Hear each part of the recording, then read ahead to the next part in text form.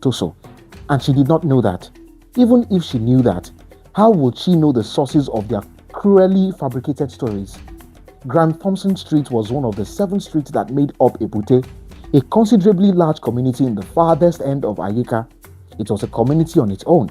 But for Ayika Oil Palm Company, Ebute could have been a separate town from Ayika. It was a strategic place for business and water transportation between Ayika and a few riverine towns. Ebute got its name because it was at the mouth of River Olua, a deep and long river that stretched all the way to Lagos and the Niger Delta. It was home to many fishermen, palm wine tappers, palm oil sellers, and liquor merchants. Cannabis business also thrived in the area. Ebute was famous for another reason. Biafra soldiers had bombed a small portion of it during the Civil War. The soldiers advanced to a town across River Olua and caused 15 bomb explosions in Ebute.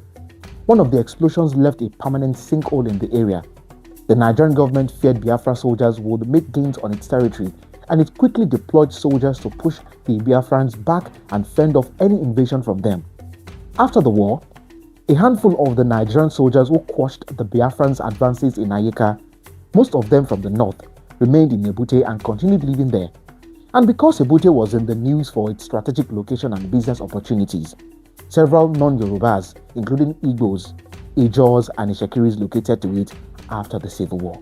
So, just in this short passage, we see a brief history about Nigeria's past, a horrible past, by the way. But yeah, we see something strategic more there.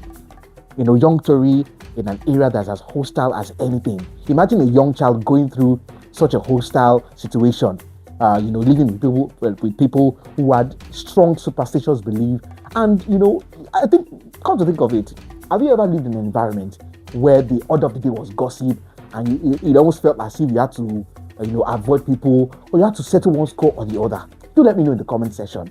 This has been an excerpt from Habitat of Ordinary People, and trust me, you will enjoy everything inside this book. I recommend it specifically for you if you love to read or you are looking for something exciting to read. So this is Habitat of the Ordinary People by Olumide Olutola. Ensure to get your copy now. See you later.